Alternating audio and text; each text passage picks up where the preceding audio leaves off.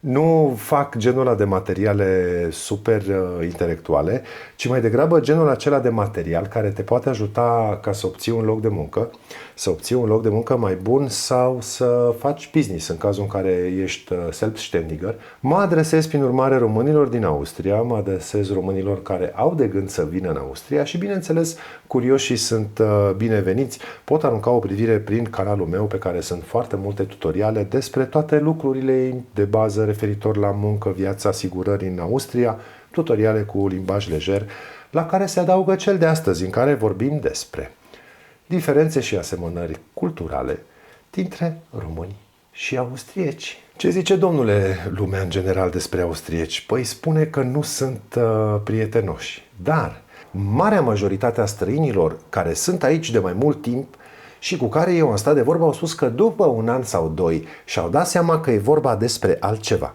Austriecii sunt oameni care reacționează cu un anumit grad de ostilitate atunci când îi deranjează ceva. Și, ca să fie treaba simplă, hai să vedem care sunt cele mai importante 3 chestii care îi deranjează pe austrieci. În primul rând este vorba de punctualitate.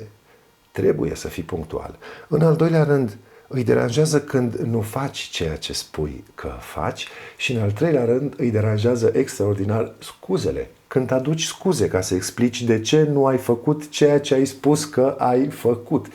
Hai să revenim la chestia asta cu scuzele, pentru că este una dintre marile diferențe. Noi românii vedem treaba într-un fel, austriecii o văd cu totul altfel. Iar ei o văd cam așa. În momentul în care spui că faci ceva, ceea ce nu poți face, problema este că ai deranjat, ai încurcat pe altcineva care se aștepta să faci. Și de aici este un întreg motiv pentru care oamenii urăsc scuzele. Mai bine spui, sunt prost, mai dă-mi o șansă. Mai bine spui, sunt nou aici în Austria, încerc să învăț lucrurile, te rog, mai dă-mi o șansă. Nu veni cu scuze că am întârziat pentru că nu a venit autobuzul sau alte lucruri. Nu e ok. Și până la urmă lista asta poate fi făcută mult mai mică pentru că nu faci ceea ce spui, plus scuzele fac parte dintr-o chestie mai mare, minciuna. Și aici, când o să mă uit pe statisticile videoului meu, o să văd cum brusc cade toată audiența, pentru că sunt unii oameni care sunt deranjați de chestia asta, dar în esență cam așa stă treaba. Recapitulăm lista. Punctualitatea, minciuna. Astea sunt 2 lucruri care nu le plac. Și vine al 3-lea, ultimul de pe listă. Austriacului nu îi place să îi alterezi modul de viață. Gândiți-vă că partea de est a Austriei a fost ocupată de Rusia după cel de-al doilea război mondial și gândiți-vă că sovieticii în Germania au făcut un RDG, dar din Austria au plecat. Și ca să înțelegem din ce anume este construit modul lor de viață, ca să știm ce nu le place să schimbe, cele mai importante 3 lucruri sunt sfera privată. Ce face el acasă la el este treaba lui. E treaba lui câți bani câștigă, este treaba lui cu cine votează. Așa cum nouă ni se pare ciudat că ei sunt mai reci și mai distanți, pe ei îi enervează faptul că noi suntem așa mai băgăreți și prea deschiși. Pe locul 2 ar fi politețea. Și vă rog să mă credeți că dacă domnul iese din casă și gunoierii au blocat mașina, în momentul în care vorbește cu ei spune: dumneavoastră, ați putea dumneavoastră să mă ajutați ca să ies din parcare cu mașina? Nu există acea adresare cu tu, indiferent de cât de bine este îmbrăcat unul dintre interlocutori și cât de rău este îmbrăcat celălalt.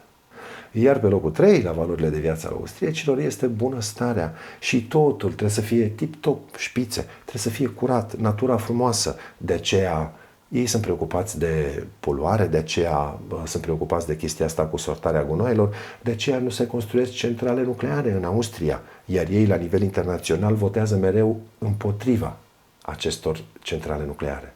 Mai este încă o chestie pe listă și anume copiii vecinilor să fie civilizați. Nu-i vorba doar despre copiii lor, și copiii vecinilor trebuie să fie civilizați.